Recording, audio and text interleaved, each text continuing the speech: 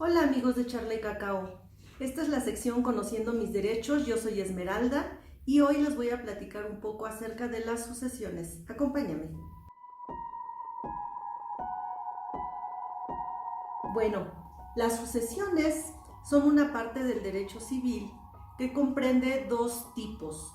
Tenemos la sucesión inter vivos, que es trasladar o traspasar la propiedad de un bien de una persona a otra. En términos genéricos, por supuesto, esto puede tomar muchas formas, pero lo más común es que empatemos el término de sucesión a las sucesiones mortis causa. ¿A qué se refiere esto de la sucesión mortis causa? Se da cuando una persona fallece y dispone de sus bienes para después de su muerte. Esto es cuando hay testamento. Cuando no hay testamento también hay sucesión, pero en este caso es una sucesión intestamentaria. De ahí seguimos entonces que las sucesiones mortis causa pueden ser de dos tipos: sucesión testamentaria y sucesión intestamentaria. Cuando la sucesión es testamentaria, esto quiere decir que la persona que falleció dejó un testamento, y este testamento es un acto jurídico que en derecho lo definimos como un acto de naturaleza personalísima, libre y además es revocable, a través del cual una persona dispone de sus bienes y de sus obligaciones para después de su muerte. Cuando hay testamento, por supuesto, la sucesión se tiene que ajustar a los términos del testamento, siempre y cuando éste haya sido otorgado con las formalidades de ley. En el caso del Estado de México, tenemos dos tipos de testamento, que son el testamento público abierto y el testamento público cerrado. Son públicos porque tienen que otorgarse ante fedatario público, y concretamente este fedatario público que interviene para que ante él se otorgue el testamento es el notario público. También hay un testamento especial que es el relacionado con parcelas de explotación. Pero en los términos más generales y los más importantes son estos dos tipos que les comento: el testamento público abierto y el cerrado.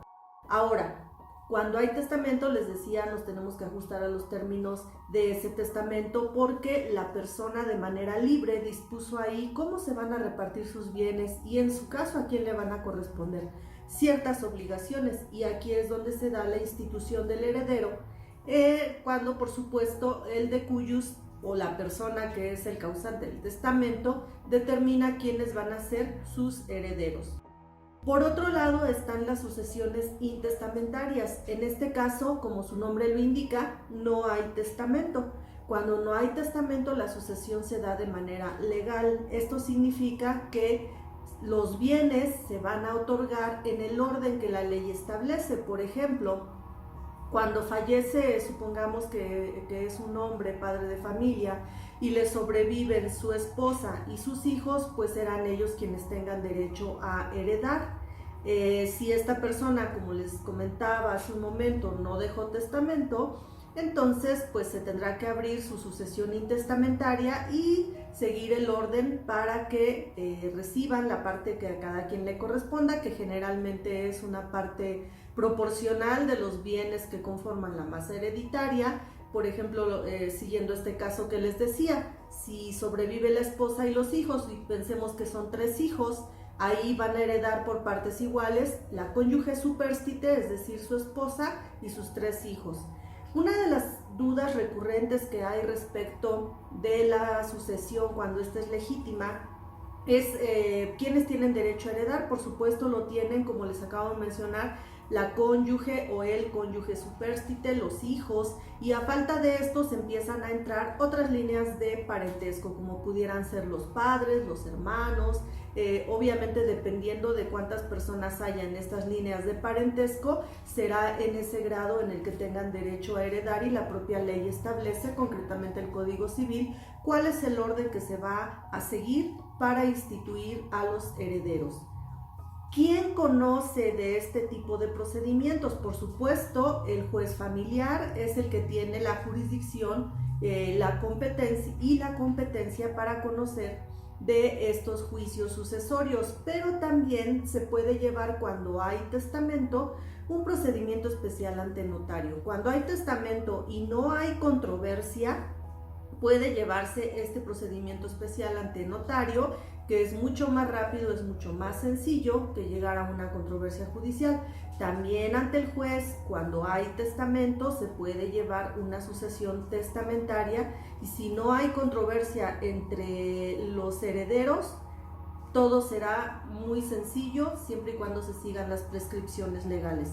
Pero a veces el problema viene cuando el testamento es por parte de las personas que se sienten con derecho a heredar.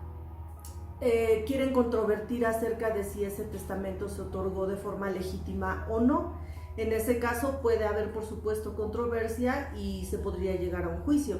Y también en ocasiones, bueno, esto sucede cuando los herederos no están de acuerdo con algunos de los términos de la sucesión. Sin embargo, es importante aclarar que cuando hay testamento se tiene que respetar la voluntad del testador, porque precisamente para eso es el testamento. ¿En qué caso se puede establecer una excepción a esto? Solamente si hay obligaciones alimentarias que el testador haya descuidado. En ese caso, pues sí se podrá cambiar alguno de los términos para asegurar los alimentos a los cuales tenga derecho algún dependiente económico del testador. De no ser así, el testador puede disponer libremente de sus bienes. A veces la duda viene en el sentido de que es que somos 4 hijos y falleció mi papá, ¿no?